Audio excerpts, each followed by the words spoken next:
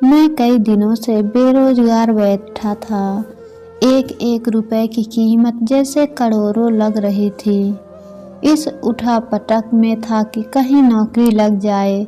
आज एक इंटरव्यू था, पर दूसरे शहर जाने के लिए जेब में सिर्फ 10 रुपए थे। मुझे कम से कम 200 रुपए की ज़रूरत थी। अपने इकलौते इंटरव्यू वाले कपड़े रात में धो, पड़ोसी की प्रेस मांग के तैयार कर पहन, अपने योग्यताओं की मोटी फाइल बगल में दबाकर 2 बिस्किट खा के निकला। लिफ्ट ले पैदल जैसे तैसे चिलचिलाती धूप में तरबतर, बस इस उम्मीद में स्टैंड पर पहुंचा कि शायद कोई पहचान वाला मिल जाए जिससे सहायता लेकर इंटरव्यू के स्थान तक पहुंच सकूं। काफ़ी देर खड़े रहने के बाद भी कोई नहीं दिखा। मन में घबराहट और मायूसी थी। क्या करूंगा, अब कैसे पहुंचूंगा? पास के मंदिर पर जा पहुंचा। दर्शन कर सीढ़ियों पर बैठा था। मेरे पास में ही एक फकीर बैठा था। उसके कटोरे में मेरी जेब और बैंक अकाउंट से भी ज़्यादा पैसे थे। मेरी नज़रें और हालात समझ के बोला, कुछ मदद चाहिए क्या? मैं बनावटी मुस्कुराहट के साथ बोला, आप क्या मदद करोगे? चाहो तो मेरे पूरे पैसे रख लो। वो मुस्कुराता हुआ बोला। मैं चौंक गया। उसे कैसे पता मेरी ज़रूरत?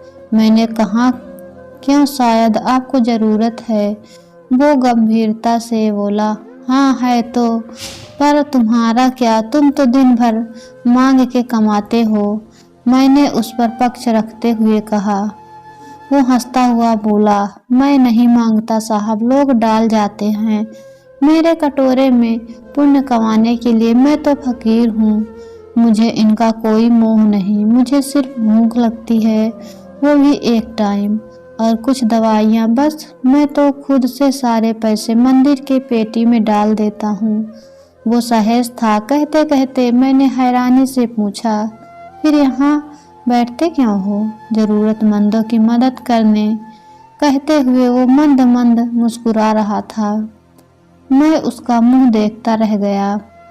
उसने 200 रुपये मेरे हाथ पर रख दिए और बोला, जब हो तब लौटा देना। उसका शुक्रिया जताता हुआ वहाँ से अपने गंतव्य तक पहुँचा।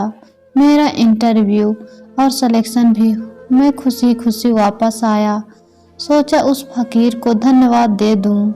मैं मंदिर पहुंचा। बाहर सीढ़ियों पर भीड़ लगी थी।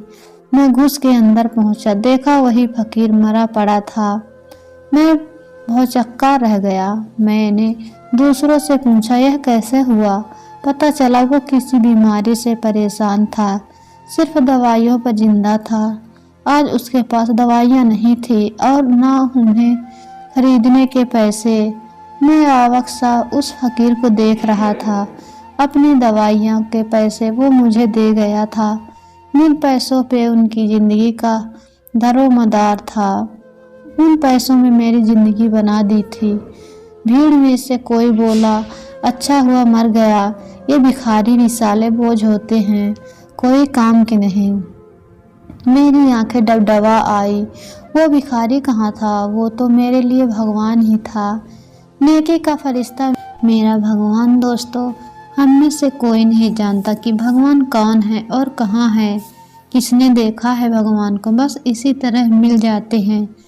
दोस्तों, इस कहानी के बारे में आपकी क्या राय है? कमेंट करके ज़रूर बताएं। कहानी सुनने के लिए बहुत बहुत धन्यवाद।